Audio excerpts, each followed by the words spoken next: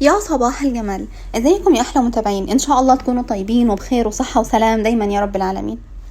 هنتكلم النهاردة عن مين؟ هنتكلم على الترند اللي مشعلل على اليويو. ترند الاذلال واللسان الطويل والسيديهات والفيديوهات والسوري يعني اللي خالع واللي لابس واللي بيكلم واللي نايم وحاجة وفويسات طبعا وحاجة في قمة قلة الحياة صراحة والله بجد. هنتكلم عن مين؟ هنتكلم طبعا عن ياسمين وضني والفيديوهات الفظيعة اللي هي قاعدة كل شوية تزلوا فيها وطلعت الصورة معكوسة على المعلقة معاها على البث المباشر بتاعها اللي كانت حطاه وبعدين لغته ماشي وفضايح، ونسيت ان هو ابو ولدها ونسيت كل الكلام ده خالص خالص خالص. وهنتكلم عن مين كمان؟ مع ان هي مبدئيا معلش يعني هي ملهاش اي حق ان هي اصلا تطلع اي حاجة او ما تطلعش، او حتى لو حد بعت لها خلاص هي كان بينهم زواج انتهى بالانفصال وخلاص، انت في حالك وانا في حالي، والدليلها ممكن تتجوز واحد غيره وهو يتجوز واحدة غيرها وعادي مفيش مشاكل، بس تتقي الله في العشرة، تتقي الله في الطفل الصغير الموجود في سليم ابنهم، يعني تتقي الله فيه اوكي. لكن اي حاجة اتعرفتها عنه بعد لما انفصلت، حاجة كانت موجودة وهي كانت مستحملاها وبلعاها، طب استحملتي ليه؟ ما كنتي مشيتي من زمان، تاني يوم جواز كنت سبتيه ومشيتي عادي. ولا هو دلوقتي بعد لما فكيتوا الارتباط خلاص نبدأ بقى نطلع الغسيل الوسخ؟ يعني ايه ده يعني؟ اعوذ بالله. وهنتكلم طبعا عن مين؟ هتكلم عن مدام هناء. يعني طلعت ببث امبارح وقاعدة عمالة تبكي وتنفنف ومش عارفة ايه وحالتها النفسية زي الزفت. تمام.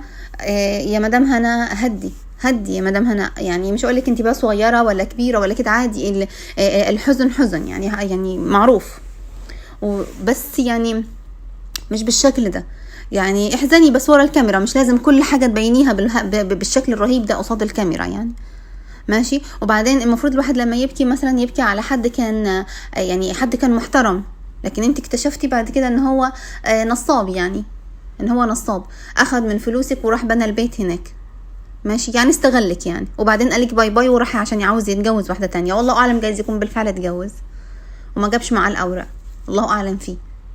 تمام. بعدين بتبكي على ايه اصلا؟ يعني مش فهماكي يعني مش 10 سنين العمر يعني اللي هو بقالكم 10 سنين ولا 20 سنة ولا هو ابو اولادك ولا حاجة، لا عادي يعني عادي، واحد وتجوزتيه وخلاص يعني مصالح مشتركة ويلا باي باي، يلا في داهية. يغور والله انه يغور، راجل محترم مش محترم لنفسه اصلا، ما اعتقدش ان في راجل محترم اصلا يسيب اهل بيته ويروح يسافر ويعمل وانا هطلقك بالمصري وهطلقك مش عارفه بالفرنسي ايه المسخره دي؟ ايه المسخره دي؟ ده انسان مهزأ صراحه يعني، وانتي قاعده عماله تلمعي فيه ده انسان مش عارفه ايه ومن الفلاحين اصلا، سوري معلش الفلاحين دول انا بكرههم يعني، لقمه معروفين يعني، ومن الواضح ان هو كان لئيم بزياده لان هو قاعد يلعب على راسك لعب السنين لدرجه ان هو خلاكي ان انت تحبيه حب السنين يعني. بس انا برضو مستغرباكي في حاجه، يعني انت بتطلعي على قناه تانية تقعدي عادي بتضحكي ويا صباح الفل ويا صباح الجمال ويا مش عارفه ايه يعني والياسمين والعنبر ومش عارفه ايه والكلام دوت، وقاعده تشربي وتاكلي وعادي امورك طيبه، يعني تيجي على مغتربه دراما. ليه بتعملي كده؟ مش فهماكي. وبعدين اخوكي طلع وقالك يعني يا بنت الناس اعملي 1 2 3 مالكيش دعوه بيه واللي باعك باعيه وخلاص، وقالك ان من الاصول زي ما انت بتقولي بقى ده فلاح اصيل رهيب بخيال طالع من الارض كده ما شاء الله ماشي. المفروض ان هو كان يكلم اخواتك، يعني مثلا في خلاف وصل بين الزوج والزوجه للذروه خلاص، المفروض ان هو كان يكلم اخواتك الرجاله ويقول لهم والله حصل 1 2 3 وانا خلاص مش عاوزها وخلاص الامور والعيش انقطع ما بيننا وخلاص، يعني انا بنهي الموضوع دلوقتي وخلاص انتهينا. مش قاعد عمال يلعب بيك الكوره وانت تروحي له عند البيت وتعيطي له وتعملي في ايه يعني في ايه يعني ما اعرفش يعني يعني جايز يكون ده حب يعني قوي كده، ما عنديش خلفيه صراحه عن الحب الشديد دوت ولا ايه ما اعرفش. وانا صراحه ما احبش الشكل ده من الحبهات يعني اعوذ بالله يعني رب ابعدنا عنا الاشكال كده، يعني ابعد عنا الحاجات دي والحاجات الوحشه دي، ابعد عنا اي شيء يكسرنا اللهم امين يا رب العالمين، وعنك انت كمان يلا يصلح حالك وحالنا اللهم امين يا رب العالمين. بس واحد زي ده المفروض انت تخافي منه على بناتك كمان، يعني حتى انت هترجعي له ازاي؟ هتامني ازاي ان هو يفضل قاعد معكم في البيت؟ يعني فين احساسك بالامان؟ انت ممكن تنامي تصحي وحياتكم تمام، ما فيش اي مشاكل، فجأة تلاقيه اصلا طار مش موجود. سوري معلش، ممكن يكون اخد حاجات من البيت ويقوم طاير كمان يمشي. سوري، ممكن تكون انت نايمه وعادي ممكن يروح يلعب على بناتك عادي، وبناتك حلوات وانت كمان حلوه، انت امهم، انت اللي جايباهم يعني، بس ممكن يلعب عليهم، ممكن يدبسهم في جوازات زباله. ما هو عادي بقى شغال يلعب عليكم يعني. ايه ده؟ ايه اللي يجبرك على كده؟ مفيش اي جابر يجبرك على كده ابدا يعني. عقلك براسك، اعرفي خلاصك يعني. بس والله يصلح الامور ما بين الناس كلها يعني. لكن الاشكال اللي زي دي صراحه ما تنفعش تكون في بيت، لانه لو كان في بيت، لو كان في خير ماشي كان عمر بيت.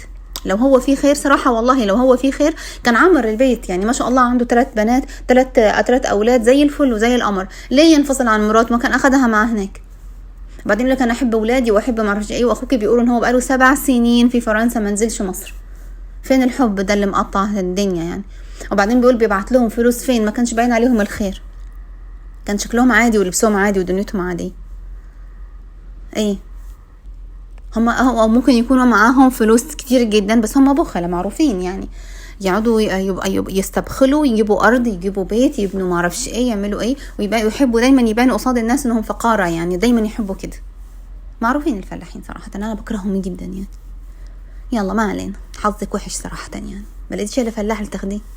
فرحانة بشكله على ايه والله، ان شكله اصلا استغفر الله العظيم ما فيهوش دم يعني، فيهوش يعني استغفر الله العظيم، اللهم يعني يرحمني، استغفر الله العظيم يا رب العالمين. وربنا يصلح حالك، وان شاء الله تتجوزي واحد تاني، وعادي جدا انك تتجوزي طالما انت عايزه تتجوزي عادي، مفيش اي مشاكل. بس ان شاء الله يكون اللي انت هتتجوزيه بعد كده يكون الراجل بمعنى الكلمه، راجل محترم، راجل مؤدب، عنده عادات، عنده تقاليد، مش يسيب البيت ويقوم ماشي ومش عارفه ايه، لا يكون في احساس في الامان، يكون هو اصلا عنده بيت، عنده سكن يسكن، انت تروحي تقعدي معاه، مش هو اللي يجي يقعد في بيتك وبيت بناتك اصلا. ايه ده يعني؟ ازاي يعني؟ ازاي؟ ما بغض النظر عن بناته ولا شباب يعني، مش من حقه اصلا. ايه ده؟ ويا ريت يكون اخواتك هم اللي جايبين، يكون كده حد محترم ماشي، وانتي عندك حق في كده بحيث انه يكون ونيس ليكي، لانه بعد كده بناتك ان شاء الله هيتجوزوا، هيكون كل واحد ليه بيته باذن الله، وانتي هتفضلي قاعده لوحدك يعني. اللي هو هيكون ونيس ليكي، تشربوا فنجان قهوه مع بعض، يكون تدردشوا سوا، تطلعوا بره سوا مع بعض، مش عارفه ايه، تروحوا تيجوا ترغوا تتكلموا يعني. بيكون حاجه كويسه جدا طبعا، وده مش عيب على فكره، ده حلال ربنا جدا يعني، مفيش اي مشاكل فيها. وربنا يصلح امورك وامورنا، اللهم امين يا رب العالمين. السلام عليكم ورحمه الله وبركاته.